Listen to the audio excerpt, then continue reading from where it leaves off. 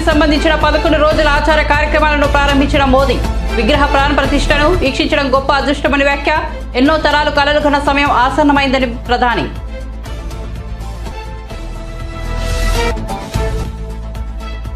మల్లు భట్టి విక్రమార్కను కలిసిన వైఎస్ షర్మిల. తనయుడు రాజారెడ్డి పెళ్లి పత్రికను మల్లు భట్టికి అందించిన షర్మిల తన కొడుకు వివాహానికి హాజరు కావాలని కోరిన కాంగ్రెస్ నాయకురాలు.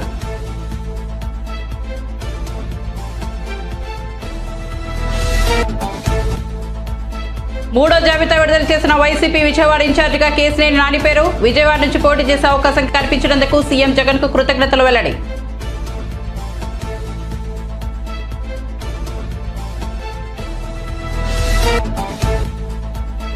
ఉమ్మడి ఆదిలాబాద్ జిల్లాలోని నిర్మల్, ఖానాపూర్, కడెం, మార్లవాయి ప్రాంతాల్లో పర్యటించిన సీతక్క. ప్రజలతో కలిసి భోజనం చేసి రోడ్డుపై మొక్కజొన్న కంకిని కొనుక్కుని తిన్న మంత్రి.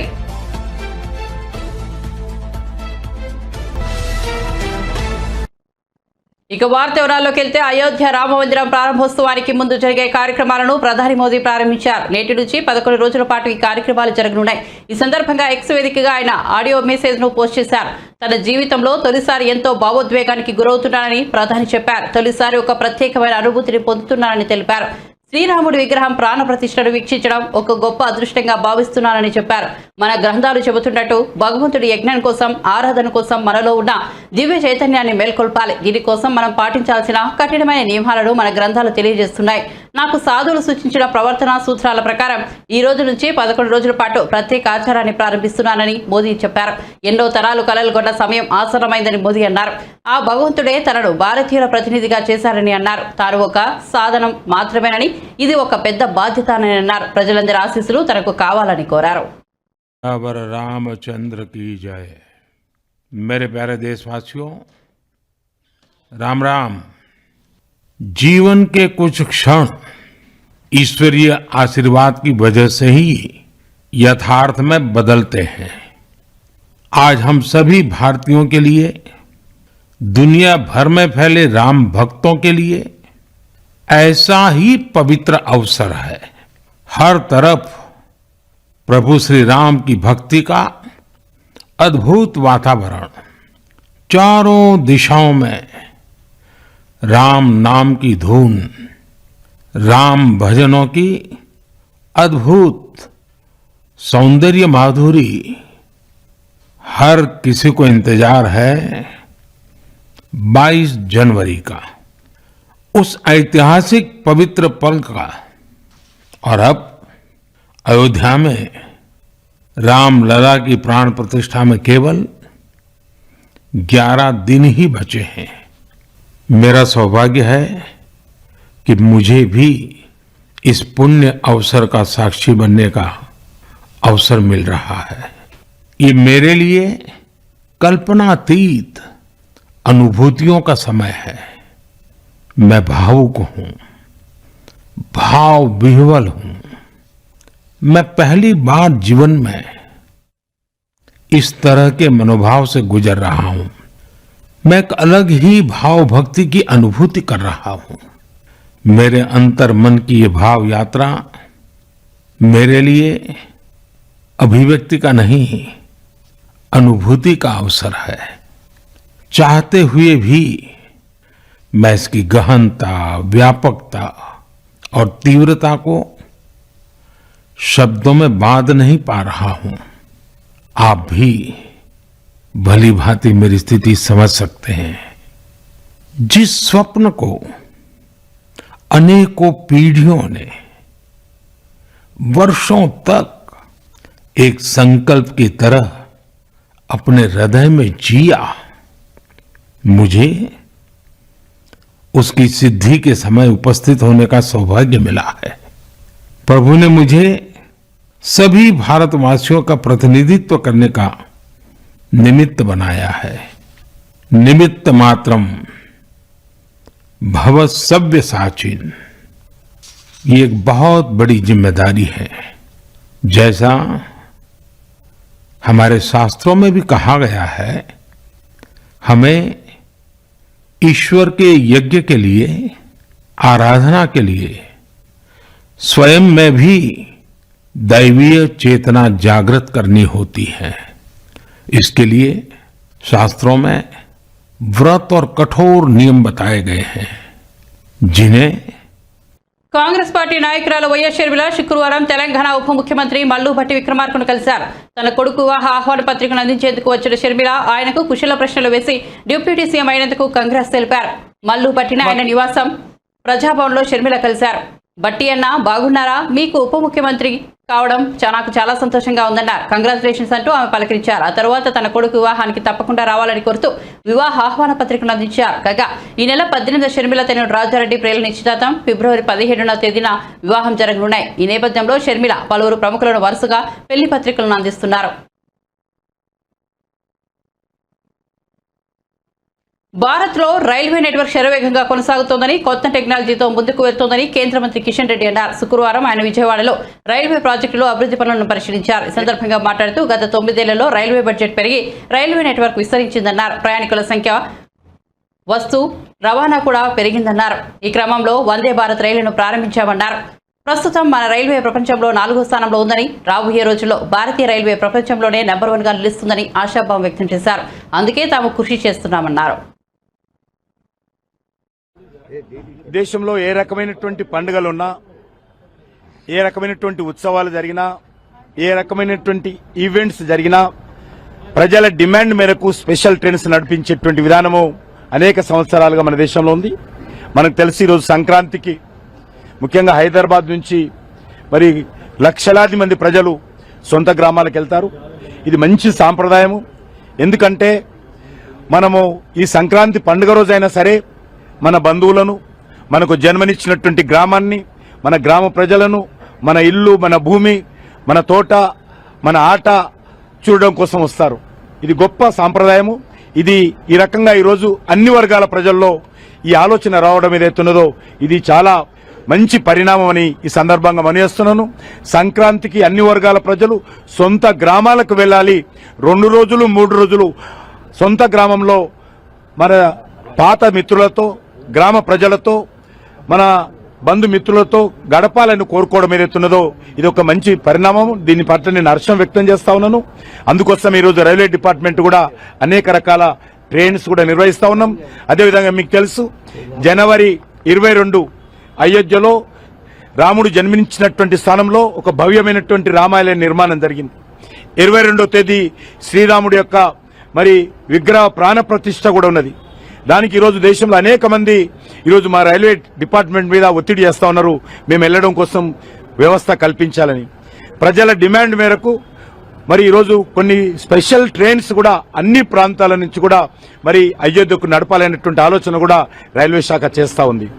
అదేవిధంగా ఈరోజు ఇంతకుముందు చెప్పినట్టు మన తెలుగు రాష్ట్రాలకు రైల్వే సంక్రాంతి పండుగ అస్సాంలో గాని, మహారాష్ట్రలో గాని అనేక రాష్ట్రాల్లో ఉన్నప్పటికీ మన తెలుగు రాష్ట్రాలకు చాలా ప్రత్యేకమైనటువంటి పండుగ, చాలా ఇష్టమైనటువంటి పండుగ, చాలా ప్రముఖమైనటువంటి పండుగ, అందరూ కోరుకునేటువంటి పండుగ. అనేక రోజుల నుంచి ప్రతి సంవత్సరము సంక్రాంతి ఎప్పుడు వస్తుందా, మా ఊరికి వెళ్లాలా, మా బంధువులను కలవాలా, మా ఊరు చూడాలా, మా పంట పొలాలను చూడాలనేటువంటి కోరుకునేటువంటి పండుగ సంక్రాంతి పండుగ. ఈ సంక్రాంతి పండుగ నేను అందరికీ నా తరఫున, ఈ దేశ ప్రధానమంత్రి అయినటువంటి నరేంద్ర మోడీ గారి తరఫున నేను హృదయపూర్వకమైనటువంటి సంక్రాంతి పండుగ శుభాకాంక్షలు తెలియజేస్తా ఉన్నాను. ఈ సంక్రాంతి పండుగ మన జీవితాలలో క్రాంతి రావాలని, ఈ అవినీతి రహితమైనటువంటి మంచి పరిపాలన దేశంలో రావాలని, దేశము ఈరోజు ప్రపంచ దేశాలతో పోటీ పడే విధంగా మరి ఈరోజు ప్రపంచంలో మరి భారతదేశము ఒక శక్తిశాలి దేశంగా, మరి ఒక విశ్వగురువుగా స్వామి వివేకానంద కోరుకున్నటువంటి మరి భారతదేశము ప్రపంచానికి ఒక విశ్వగురువు కావాలని స్వామి వివేకానంద కోరుకున్నారు. ఆ రకమైనటువంటి విశ్వగురు స్థానంలో భారతదేశం నిలబడే విధంగా మరి ఈ సంక్రాంతి పండుగలో మనం అందరం నిర్ణయం తీసుకోవాలి. ఆ రకమైనటువంటి దిశలో ప్రతి ఒక్కరం చేయూతను అందించాలి.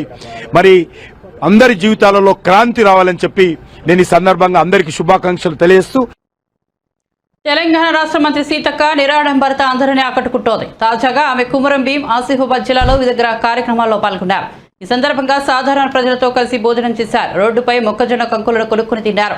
ఆమె ఉమ్మడి ఆదిలాబాద్ జిల్లాలోని నిర్మల్, ఖానాపూర్, కడెం, మార్లవాయి ప్రాంతాల్లో పర్యటించారు. మార్లవాయి గ్రామస్తులతో కలిసి ఆమె నేలపై కూర్చొని భోజనం చేశారు.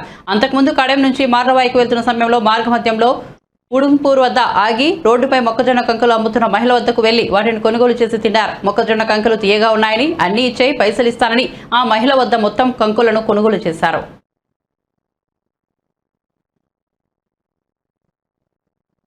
టీడీపీ నాయకత్వంపై అలకబూని వైసీపీకి దగ్గరైన విజయవాడ ఎంపీ కేశినేని నాని మరోసారి తన సొంత నియోజకవర్గం నుంచే ఎంపీగా పోటీ చేయనున్నారు. వైసీపీ నాయకత్వం విడుదల చేసిన 3వ జాబితాలో కేశినేని నానిని విజయవాడ పార్లమెంట్ స్థానం ఇన్ఛార్జిగా నియమించారు. దీనిపై కేశినేని నాని స్పందించారు. వైసీపీ తరపున విజయవాడ ఎంపీగా అభ్యర్థిగా పోటీ చేసే అవకాశం కల్పించినందుకు గౌరవనీయ ముఖ్యమంత్రి వైఎస్ జగన్ కి కృతజ్ఞతలు తెలుపుకుంటున్నానంటూ కేశినేని నాని పేర్కొన్నారు. మీ నాయకత్వంలో విజయవాడ పార్లమెంట్ నియోజకవర్గ అభివృద్ధికి కృషి చేస్తాను, నియోజకవర్గ ప్రజల కోసం సంక్షేమం కోసం పాటుపడతానంటూ సీఎం జగన్ ను ఉద్దేశించి ట్వీట్ చేశారు.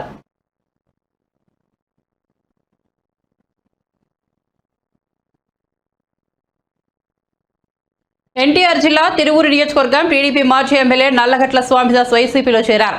తాడేపల్లి క్యాంపు కార్యాలయంలో సీఎం జగన్ సమక్షంలో స్వామిదాస్ వైసీపీ తీర్థం పుచ్చుకున్నారు. ఆయనకు సీఎం వైఎస్ జగన్ వైసీపీ కండువా కప్పి పార్టీలోకి సాదరంగా ఆహ్వానించారు. నల్లగట్ల స్వామిదాస్ తో పాటు ఆయన అర్ధాంగి సుధారాణి కూడా వైసీపీలో చేరారు. నల్లగట్ల స్వామిదాస్ దాదాపు 3 దశాబ్దాలుగా టీడీపీలో ఉన్నారు. ఆయన 1994, 1999 ఎన్నికల్లో తిరువూరు నియోజకవర్గం నుంచి టీడీపీ ఎమ్మెల్యేగా గెలుపొందారు. సీఎం జగన్ సమక్షంలో వైసీపీలో చేరిన సందర్భంగా స్వామిదాస్ మాట్లాడుతూ అవసరం లేకపోతే చంద్రబాబు ఎవరినైనా పక్కన పెట్టేస్తారని ఆరోపించారు. ఆయనలో మానవత్వం మచ్చుకైనా లేదని విమర్శించారు. తాము టీడీపీలో దాదాపు 30 ఏళ్లు పనిచేసినా తమను కనీసం ఇంట్లోకి కూడా రానివ్వలేదని స్వామిదాస్ వివరించారు. తాను తన భార్య 10 రోజుల పాటు చంద్రబాబు ఇంటి ముందు పడిగాపులు కాసిన ఫలితం లేకపోయిందని, టీడీపీ నేతలే తమకు ద్రోహం చేశారని స్వామిదాస్ ఆరోపించారు.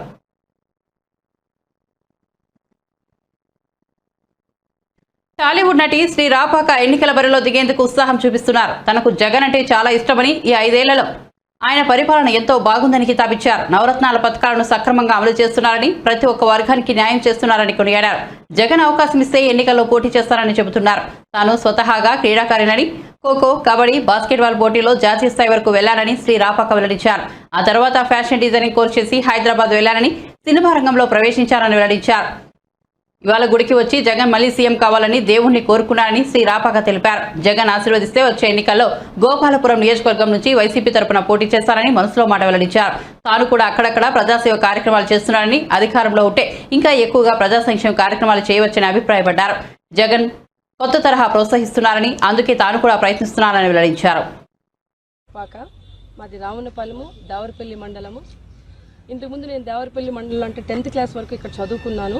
అప్పుడు స్పోర్ట్స్ పరంగా ఖోఖో, కబడ్డీ అండ్ బాస్కెట్బాల్ అన్నిటిలో నేను జాతీయ స్థాయి వరకు నేను వెళ్ళొచ్చాను.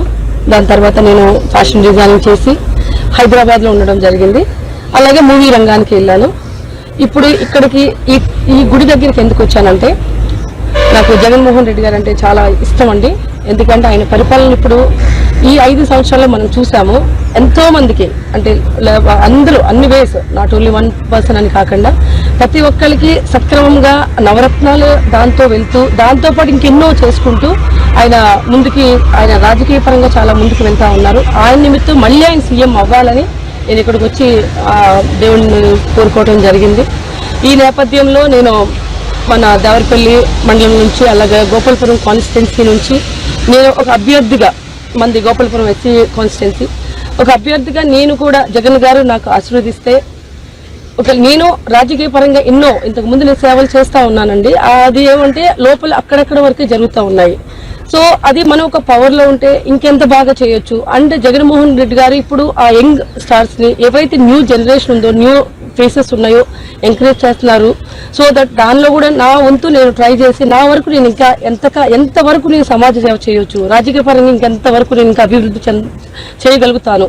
ఎందుకంటే మనకున్న దానిలో కొంచెమే చేస్తున్నాము. అదే ఒక పవర్ ఉంటే ఇంకా బాగా చేయొచ్చు.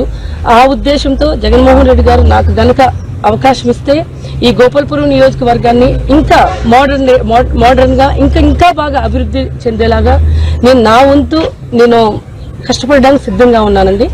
సో ఈ నిమిత్తము నేను జగన్మోహన్ రెడ్డి గారికి నేను కలవడం జరిగింది. జగన్మోహన్ రెడ్డి గారిని కాదు, ఎవరైతే పెద్దవాళ్ళు ఉన్నారో మిథున్ రెడ్డి గారు అవ్వచ్చు, లేక తర్వాత విజయసాయి రెడ్డి గారు, మొత్తం అక్కడ ఉన్న పెద్దలందరూ నేను కలిశాను. సో నా వరకు నేనేం చేయాలనేది నా వంతు నేను చేస్తున్నాను. అలాగే ఇంకా అవకాశం ఇస్తే ఇంకెంత నేను చేయగలుగుతాను, ఇంకెంత ఎఫర్ట్ పెట్టి నేను ఇక్కడ ఎట్టి పరిస్థితుల్లో గోపాలపురం నియోజకవర్గాన్ని నుంచి నేను ఆయన కంపల్సరీ నేను గెలిచి తీరుతాను. అంటే ఎందుకంటే మీ అందరి సహారంతో, నాట్ ఓన్లీ మీ ఒక్కరికి గెలుపు అనేది ఉండదు, అందరు కలిస్తేనే గెలుపు. అలాగే మన నియోజకవర్గంలో నేను కలిసిన 4 మండలాల నుంచి ప్రతి ఒక్కరు మనకి సపోర్ట్ చేస్తూ వచ్చారు. నాయకులందరూ ప్రతి నాయకులతో కలిసి ఒక టీమ్గా ఇదంతా గోపాలపురం అనేది ఒక కుటుంబం. ఈ కుటుంబం లాగానే అందరూ ఒక కుటుంబంలో మనుషుల్లా ఉండి గెలిచి మనమంటూ జగన్మోహన్ రెడ్డి గారిని మళ్ళీ ఇంకొక సెకండ్ టైం సీఎం, అలాగే third time CM, second time CM అయితే మళ్ళీ థర్డ్ టైం యాట్రిక్ చేసేలాగా నా వంతు నేను కృషి చేయాలని నేను అనుకున్నానండి. సో దీని నిమిత్తము జగన్మోహన్ రెడ్డి గారు నన్ను బ్లెస్ చేస్తే నాకు సీట్ ఇస్తే కూడా ఇంకా బాగా నా వంతు నేను ఏం చేయాలని అనుకుంటున్నాను. ఇది నా ఆశ. సో మిగిలింది మనకు దేవుడు అలా అనుగ్రహించాలని కోరుకుంటున్నానండి. అలాగే ఇప్పుడు తలారి వెంకట్రావు గత ఐచీలకు గెలుపొందారండి. ఆయన మెజార్టీ వచ్చింది వైకాపా పార్టీకి. మీరు పోటీ చేస్తే ఎంత మెజార్టీని జగన్ గారికి గిఫ్ట్ ఇవ్వబోతున్నారు? దానికన్నా డబుల్ మనం ఇవ్వచ్చండి. ఎందుకంటే ఇప్పుడు జగన్మోహన్ రెడ్డి గారికి ఇంకా అప్పటికి సీఎం అవ్వలేదు. సీఎం అవ్వకుండానే ఆయనకి అంత మెజారిటీ వచ్చింది. సీఎం అయిన తర్వాత ఈయన ఇన్ని పథకాలు పెట్టారు, 9 పథకాలని first time and in India ఒక సీఎం మాత్రం అలా మాట నిలబెట్టుకుందండి. అది జగన్మోహన్ రెడ్డి గారు ఒక్కళ్ళే. 9 పథకాలు అని చెప్పి 9 పథకాలు ఇచ్చిన తర్వాత 9 పథకాలతో పాటు ఇంకో కొన్ని ఎక్స్ట్రా, ఇప్పుడు ఈ రోజు పండుగ కానుకని 1000 రూపాయలు వేయడం, ఇలాంటివి చాలా చేశారు ఆయన. సో దీనికి ఇలా తీసుకుంటే కనుక ఆ లాస్ట్ ఉన్న మెజారిటీ కన్నా డబుల్ మనకు వస్తుందని నేను నమ్ముతున్నానండి. సినిమా ఇండస్ట్రీ ఉందండి, నాట్ ఓన్లీ ఆర్జీవి గారు, కృష్ణుడు అని ఇంకా ఉన్న సినిమా ఇండస్ట్రీ పరంగా ఉన్నారండి.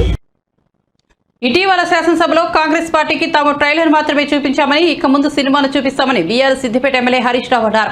గురువారం ఆయన మాట్లాడుతూ తెలంగాణ ప్రయోజనాలు కాపాడడం బీఆర్ఎస్ వల్ల సాధ్యమైందన్నారు. కాళేశ్వరం ప్రాజెక్టు విద్యుత్ అంశాల్లో తమ హయాంలో భారీ అవినీతి జరిగిందని కాంగ్రెస్ నాయకులు అబద్ధపు ప్రచారం చేస్తున్నారని విమర్శించారు. ఇక ముందు వారికి సినిమాను చూపిస్తామన్నారు. పార్టీ కార్యకర్తలను కాపాడుకోవడానికి ఓ ట్రస్ట్ ఏర్పాటు చేయనున్నట్లు తెలిపారు. అలాగే అక్రమ కేసుల నుంచి కాపాడుకోవడానికి లీగల్ సెల్ను ఏర్పాటు చేసుకుంటామన్నారు. కేంద్ర మంత్రిగా ఉన్న కిషన్ రెడ్డి తెలంగాణకు ఒక్క ప్రాజెక్టును కూడా తీసుకురాలేదని విమర్శించారు. రైతుల్ని ఆడుకోవడంలో జగన్మోహన్ రెడ్డి, వైసీపీ ప్రభుత్వం ఘోరంగా వ్యవహరించాయని టీడీపీ బీసీసీఎల్ రాష్ట్ర ప్రధాన కార్యదర్శి వీరంకి గురుమూర్తి విమర్శించారు. దాని ఫలితమే రైతు ఆత్మహత్యలో రాష్ట్రం దేశంలో 3వ స్థానంలో, కౌలు రైతుల ఆత్మహత్యలో 2వ స్థానంలో నిలిచిందన్నారు. సాగునీటి రంగాన్ని ముఖ్యమంత్రి పూర్తిగా గాలికి వదిలేశారని ఆగ్రహం వ్యక్తం చేశారు. మంగళగిరిలోని పార్టీ జాతీయ కార్యాలయంలో గురువారం ఆయన విలేకరులతో మాట్లాడుతూ చంద్రబాబు నాయుడు ప్రతి సోమవారాన్ని పోలవరంగా మార్చి పోలవరం ప్రాజెక్టును 72% పూర్తి చేసే జగన్మోహన్ రెడ్డి రివర్స్ టెండరింగ్ డ్రామాలాడి కమిషన్ల కండుకర్తతో జాతీయ ప్రాజెక్టును సర్వనాశనం చేశారని దుయ్యబట్టారు. రైతును ఆదుకున్నటువంటి పాపాన పోల రైతు మరి ఏదైతే ధాన్యం కానివ్వండి పంటలు పాడైపోతే కనీసం మంత్రులు కానీ శాసనసభ్యులు కానీ పరామర్శించకపోవడం దుర్మార్గం. కనీసం నష్టపోయిన పంటకు కూడా ఇవాళ నష్టపరిహారం ఇవ్వకపోవటం వల్ల రైతులు నానాటికి అప్పుల్లో కూరుకుపోయారని కూడా ఈ సందర్భంగా తెలియజేస్తూ, అదేవిధంగా కౌలు రైతు ఆత్మహత్యల్లో ఇవాళ ప్రభుత్వం ఈ యొక్క రాష్ట్రం 2వ స్థానంలో ఉంది, రైతు ఆత్మహత్యల్లో 3వ స్థానంలో ఉంది. ఈ విధంగా రైతుని పూర్తిగా నిర్వీర్యం చేసి రైతులకు సంబంధించినటువంటి పథకాలన్నిటి కూడా మరి గాలికి వదిలేసి ఇవాళ రైతుల్ని చుక్కాని లేని నావలాగా ఈ రాష్ట్రంలో రైతు యొక్క మరి ముఖ్యంగా ఈ వ్యవసాయాన్ని నెట్టివేయటం జరిగిందని కూడా మరి తెలియజేస్తా ఉన్నా. అంతేకాదు ఇవాళ ఇరిగేషన్ చూసుకున్నట్టయితే ఆ రోజున నారా చంద్రబాబు నాయుడు గారి నాయకత్వంలో ఆయన ముఖ్యమంత్రి ఉండగా పట్టిసీమ కట్టి ఈ రాష్ట్రంలోని రైతాంగానికి మరి పెద్ద ఎత్తున మరి నీరు ఇవ్వటమే కాకుండా రైతు ఆ రోజున 30 బస్తాలు పండించేటువంటి రైతు గోదావరి నీటిని కృష్ణమ్మకి తీసుకొచ్చి 45 బస్తాలు 50 బస్తాలు కూడా ఈ ప్రాంతంలో రైతాంగం పంట పండించారని కూడా ఈ సందర్భంగా నేను తెలియజేస్తా ఉన్నా. అంతేకాదు ఆనాడు పోలవరాన్ని చంద్రబాబు నాయుడు గారు ప్రతి సోమవారం పోలవరం తీసుకుని 71% పోలవరాన్ని పూర్తి చేస్తే ఈ ప్రభుత్వం వచ్చిన తర్వాత పోలవరాన్ని మేము 2020కి పూర్తి చేస్తామన్నారు, 21 అన్నారు. అసెంబ్లీలో ఎన్ని మాటలు మాట్లాడారో మరి దాన్ని రివర్స్ టెండరింగ్ తీసుకెళ్లారు, మొత్తం పోలవరాన్ని ముంచేశారు. పోలవరాన్ని మొత్తం ముంచేశారు. ఇవాళ అసలు పోలవరం ఎక్కడుందో అడ్రస్ లేదు. పోలవరాన్ని సర్వనాశనం చేసినటువంటి దుర్మార్గుడు జగన్మోహన్ రెడ్డి అని కూడా ఈ సందర్భంగా నేను తెలియజేస్తా ఉన్నా.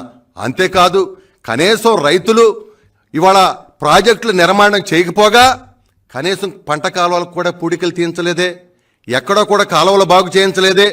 ఆనాడు మరి తెలుగుదేశం హయాంలో మరి సాగునీటి సంఘాల ద్వారా పంట కాలువ పూడికలు తీర్చాం. మొన్న వచ్చినటువంటి అకాల వర్షాలకి ఈ పంట కాలువలు పూడిక తీర్పించకపోవటం వల్ల రైతులు పండించినటువంటి ధాన్యం కానివ్వండి, రకరకాల పంటలు నీటిలో మునిగిపోయిన తప్పితే బయటికి నీరు రాకపోవటం వల్ల రైతులు పూర్తిగా మునిగిపోయారు. దీనికి ప్రధానమైనటువంటి కారణం జగన్మోహన్ రెడ్డి అని చెప్పి తెలియజేస్తా ఉన్నా. ఇవాళ రైతు బాగుంటేనే ఈ రాష్ట్రం బాగుంటుంది. ఇవాళ రైతుల్ని సర్వనాశనం చేశారని కూడా తెలియజేసుకుంటూ, రైతే కాదు ఇవాళ రాష్ట్రంలో కీలకమైనటువంటి యువత ఎవరైతే ఉన్నారో ఆ యువతను కూడా పూర్తిగా ఈ ప్రభుత్వం వచ్చిన తర్వాత నిర్వీర్యం చేశారు. 2,30,000 ఉద్యోగాలు ఇస్తామన్నారు. ప్రతి సంవత్సరం జాబ్ క్యాలెండర్ తీస్తామన్నారు. జాబ్ క్యాలెండర్ ఎక్కడికి వెళ్ళిందో తెలియదు. 2,30,000 ఉద్యోగాలు ఎక్కడికి వెళ్ళినాయో తెలియదు. ఆనాడు చంద్రబాబు నాయుడు గారు ఈ రాష్ట్రంలోకి పరిశ్రమలు తీసుకొచ్చి యువతకి పెద్ద ఎత్తున ఉద్యోగాల కల్పన చేసినటువంటి చరిత్ర ఆనాడు ఉంటే, ఈ ప్రభుత్వం వచ్చిన తర్వాత పరిశ్రమల మొత్తాన్ని కూడా పారదోలేశారు. ఈ రాష్ట్రంలో పరిశ్రమలు వచ్చే వాతావరణాన్నే ఈ యొక్క ముఖ్యమంత్రి చెడగొట్టేశాడని కూడా మరి ఈ సందర్భంగా తెలియజేసుకుంటూ, రానున్న లోక్సభ ఎన్నికల్లో కాంగ్రెస్ పార్టీని రాష్ట్రంలోని 17 స్థానాల్లో గెలిపించడమే లక్ష్యంగా పనిచేస్తామని తెలంగాణ మంత్రి పొన్నం ప్రభాకర్ అన్నారు. అసెంబ్లీ ఎన్నికల్లో పార్టీకి పట్టం కట్టిన ప్రజలు పార్లమెంట్ ఎన్నికల్లోనూ తమ పార్టీ వైపే చూస్తున్నారన్నారు. రాష్ట్రంతో పాటు కేంద్రంలోనూ కాంగ్రెస్ ప్రభుత్వం ఉంటేనే తెలంగాణకు మరిన్ని నిధులు వస్తాయన్నారు. రానున్న లోక్సభ ఎన్నికల్లో అనుసరించాల్సిన వ్యూహంపై పార్టీలో చర్చించామన్నారు. రానున్న లోక్సభ ఎన్నికల్లో కాంగ్రెస్ 17 లోక్సభ స్థానాలకు గాను 14 చోట్ల ఖచ్చితంగా గెలుస్తుందని మంత్రి ఉత్తమ్ కుమార్ రెడ్డి ధీమా వ్యక్తం చేశారు. నల్గొండ లోక్సభ స్థానం నుంచి కాంగ్రెస్ పార్టీ అభ్యర్థిని 3 లక్షలకు పైగా మెజార్టీతో గెలిపిస్తామన్నారు. లోక్సభ ఎన్నికల్లో అనుసరించాల్సిన వ్యూహాలపై పార్టీలో చర్చించినట్టు తెలిపారు. కాగా అంతకుముందు లోక్సభ స్థానాల సమన్వయకర్తలతో ఏఐసీసీ నేతల సమావేశం నిర్వహించారు. తెలంగాణ 17 లోక్సభ స్థానాల్లో కాంగ్రెస్ పార్టీ గెలవాలని 17 మంది తెలంగాణ సీనియర్ నాయకులను అఖిల భారత కాంగ్రెస్ అధ్యక్షులు మల్లికార్జున ఖార్గే గారు మరియు రాష్ట్ర ఇన్ఛార్జి గారు, AICC organisation secretary general secretary Venugopal గారు ఏ విధంగా ఎన్నికల యొక్క కార్యక్రమాన్ని ముందుకు తీసుకుపోవాలి, ఈ రోజు నుంచే ఎన్నికలకు సంబంధించినటువంటి క్షేత్రస్థాయి కార్యక్రమాన్ని ఏ విధంగా తీసుకోవాలనేటువంటి ఒక మార్గనిర్దేశకం చేశారు. తప్పకుండా ప్రజలంతా ఈసారి దేశవ్యాప్తంగా కాంగ్రెస్ని గెలిపించాలనే ఆలోచనలో ఉన్నప్పుడు వాళ్ళ నుండి ఏ విధంగా ఓట్లను కాంగ్రెస్ వైపు తింపుకోవాలి, ఏ విధంగా స్ట్రాటజీ చేయాలి, ఏ విధంగా ప్రచార సరళి కొనసాగాలి అనేటువంటి ఒక మార్గనిర్దేశకత్వం తీసుకొని ఈరోజు నియమింపబడ్డటువంటి పార్లమెంటు స్థాయి అబ్జర్వర్ అందరూ కూడా ఆయా రాష్ట్రాల్లో ఈరోజు తెలంగాణ, కర్ణాటక, తమిళనాడు, పాండిచ్చేరి, కేరళ, లక్షద్వీప్ సంబంధించినటువంటి రాష్ట్రాల ఇన్ఛార్జీలతో సమావేశం జరిగింది. అందరూ కూడా రాబోయే పార్లమెంట్ ఎన్నికలకు సంసిద్ధమై ముందుకు పోయేటువంటి ఒక దిశానిర్దేశం తీసుకొని పోతా ఉన్నాం. మేము 17 గెలవాలనే మా కార్యక్రమం ముందుకు తీసుకో. ఎందుకంటే తెలంగాణ ప్రజలు మొన్ననే మార్పు కోరుకున్నారు. దానికి అనుగుణంగా ఈరోజు ఫెడరల్ సిస్టంలో కేంద్రము రాష్ట్రం కలిసి ఉన్నట్టయితే ఇంకా ఎక్కువ నిధులు తెచ్చే అవకాశం ఉంటుంది. కాబట్టి తెలంగాణ ప్రజలు గత ప్రభుత్వం ఖజానాను ఖాళీగా చేసినటువంటి టీఆర్ఎస్ ప్రభుత్వ వైఖరి దృష్ట్యా కేంద్రం మద్దతు అవసరం ఉంటుంది. కాబట్టి తప్పకుండా 17 పార్లమెంటు స్థానాలు గెలిపించినట్లయితే మేము ఇచ్చిన 6 గ్యారంటీలతో పాటుగా అన్ని రకాల ప్రజా సంక్షేమ కార్యక్రమాలు ఇంకా అదనంగా తీసుకొని గొప్ప పరిపాలన చేసేటువంటి అవకాశం ఉంటుంది. కాబట్టి కాంగ్రెస్ పార్టీని ఆశీర్వదించాను ఈ సందర్భంగా కోరుతా ఉంటాం. ప్రముఖ తెలుగు సినీ నటి మాజీ ఎమ్మెల్యే జయసుధా బీజేపీకి గుడ్ బై చెప్పారు. లోక్సభ ఎన్నికలకు ముందు కమలం పార్టీకి వరుసగా షాకులు తగులుతున్నాయి. ఇప్పటికే గత అసెంబ్లీ ఎన్నికల్లో గోషామహల్ టికెట్ ఆశించి బగ్గపడిన విక్రమ్ గౌడ్ రాజీనామా చేశారు. తాజాగా జయసుధ కూడా అదే తరహాలో నడిచారు. ఈ మేరకు ఆమె తన రాజీనామా పత్రాన్ని రాష్ట్ర పార్టీ అధ్యక్షుడు కిషన్ రెడ్డికి పంపించారు. జయసుధ కూడా కాంగ్రెస్ పార్టీలో చేరే అవకాశాలు కనిపిస్తున్నాయి. జయసుధ గత అసెంబ్లీ ఎన్నికల్లో సికింద్రాబాద్ అసెంబ్లీ స్థానం నుంచి పోటీ చేయాలని భావించారు. కానీ ఆ పార్టీ మేకల సారంగపానికి టికెట్ కేటాయించింది.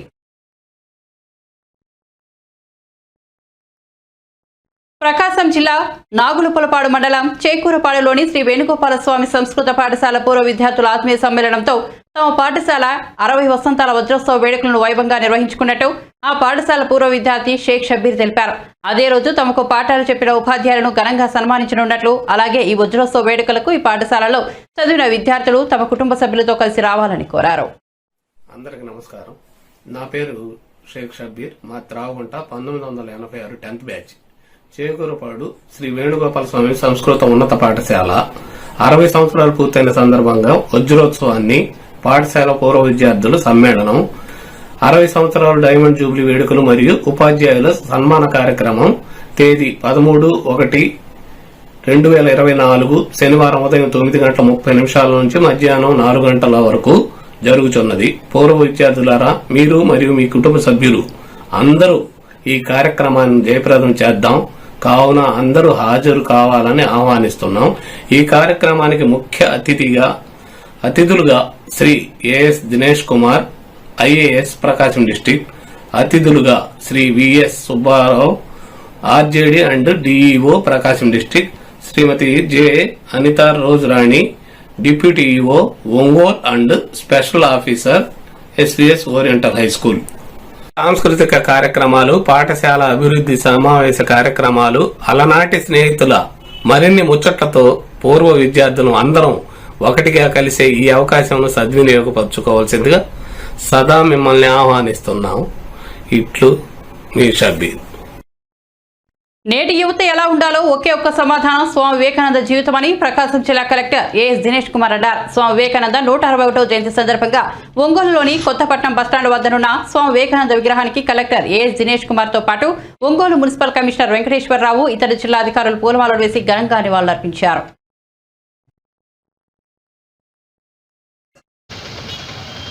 స్వామి వివేకానందని 161st జయంతి రోజు ఇవాళ మన కొత్తపట్నం బస్టాండ్ కార్నర్లో ఇవాళ ఆయన ఉన్న విగ్రహంకి మాల మర్యాద చేయడం జరిగింది. స్వామి వివేకానంద మనం ప్రీ ఇండిపెండెన్స్ కానీ పోస్ట్ ఇండిపెండెన్స్లో కూడా అందరికీ కూడా ఒక స్ఫూర్తిదాయకంగా ఉంటున్న పెద్ద లీడరు. యంగ్స్టర్స్ ఎట్లా ఉండాలి, వాళ్ళు కూడా ఆలోచన విధానం ఎలా ఉండాలి, వాళ్ళు ఈ సమాజంకి ఏదైనా కాంట్రిబ్యూట్ చేయాలంటే ఏ విధానంగా చేయాలి, ఇది అన్ని విషయాలు, అన్ని క్వశ్చన్స్కి ఒకే ఆన్సర్ స్వామి వివేకానంద. సో ఆయన నాకు కూడా పర్సనల్గా ఒక ఇన్స్పిరేషన్, ఐడల్. ఎందుకంటే చాలా చిన్న వయసులో వాళ్ళకి ఉంటున్న మెచ్యూరిటీ లెవెల్స్ కానీ ఈ వరల్డ్ గురించి, ఈ సొసైటీ గురించి, సెల్ఫ్ గురించి ఒక అవేర్నెస్ ఉంటున్న వ్యక్తి లోకంలో ఎవరు ఉండరు. ఆయనకు ఉంటున్న ఓరటరీ స్కిల్స్ మనకు మాత్రం కాకుండా అంతర్రాష్ట్రీయ లెవెల్లో అందరికీ కూడా ప్రసక్తి అయిన ఒక విషయము.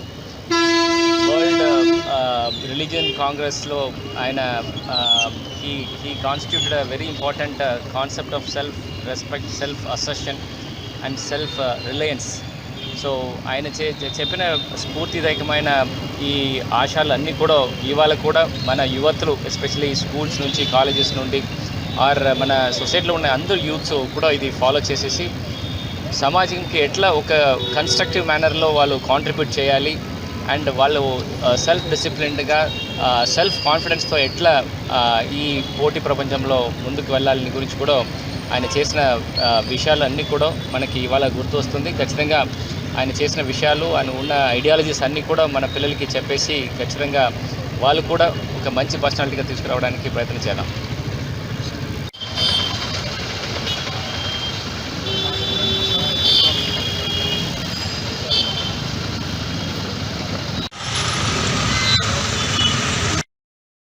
తిరువురులో బహిరంగ సభను అప్రతిష్ట పాలు చేసి టీడీపీకి, చంద్రబాబు నాయుడికి చెడ్డ పేరు తీసుకురావాలన్న దురుద్దేశంతోనే కేసీఆర్ నాని తిరువురులో సభ నిర్వహణ కోసం టీడీపీ ముందస్తుగా నిర్వహించిన సన్నాహక సమావేశంలో తన అనుచరులతో వీరంగం వేశారని తిరువురు నియోజకవర్గ టీడీపీ ఇన్ఛార్జ్ సేవల దేవదత్ పేర్కొన్నారు.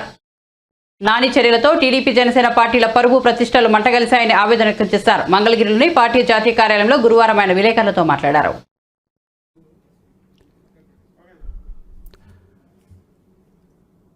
తిరువూరు నియోజకవర్గ తెలుగుదేశం పార్టీ ఇన్ఛార్జి అయిన నేను సేవల దేవదత్ మీ కుటుంబాల్లో జనవరి 3వ తారీఖున తిరువూరు నియోజకవర్గంలో తిరువూరు నియోజకవర్గ కార్యాలయంలో చంద్రబాబు నాయుడు గారి రా కదలిరా బహిరంగ సభ సన్నాహక సమావేశంలో జరిగిన వాస్తవాలను రాష్ట్ర ప్రజలందరికీ తెలియజేయాలన్న ఉద్దేశంతో ఈరోజు కేంద్ర కార్యాలయంలో ప్రెస్ మీట్ పెట్టాలనేసి నేను కోరుకున్న దాని మీద ఈ అవకాశం ఇచ్చినందుకు వాస్తవంగా చంద్రబాబు నాయుడు గారి పర్యటనను తిరువూరు నియోజకవర్గంలో గత 6 నెలలుగా కూడా ప్రయత్నిస్తున్న తరుణంలో తిరువూరు నియోజకవర్గ ప్రజల అదృష్టం కొద్దీ నూతన కార్యక్రమం ఏదైతే చంద్రబాబు నాయుడు గారు రా కదలిరా ఆంధ్రప్రదేశ్ రాష్ట్ర పునర్నిర్మాణం కోసం, యువత కోసం, రైతుల కోసం, మహిళల కోసం, ఇలా అన్ని రంగాలను ఆంధ్రప్రదేశ్ రాష్ట్రంలో అభివృద్ధి పదంలో ముందుకు తీసుకువెళ్ళాలన్న ఆలోచనతో ఎన్టీఆర్ జిల్లా వ్యాప్తంగా బహిరంగ సభ నిర్వహించాలనేసి జనవరి 7వ తారీఖున బులెటిన్ ముగించే ముందు హెడ్లైన్స్ మరోసారి చూద్దాం. అయోధ్య రామాలయానికి సంబంధించిన 11 రోజుల ఆచార కార్యక్రమాలను ప్రారంభించిన మోదీ విగ్రహ ప్రాణ ప్రతిష్టను వీక్షించడం గొప్ప అదృష్టమైన వ్యాఖ్య. ఎన్నో తరాలు కలగనున్న సమయం ఆసన్నమైందని వెల్లడి.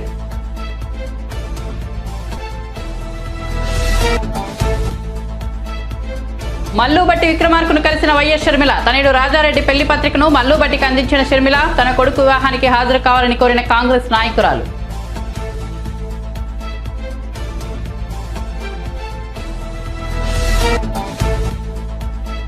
మూడో జాబితా విడుదల చేసిన వైసీపీ. విజయవాడ ఇన్ఛార్జిగా కేశినేని నాని పేరు. విజయవాడ నుంచి పోటీ చేసే అవకాశం కల్పించినందుకు సీఎం జగన్కు కృతజ్ఞతలను వెల్లడి.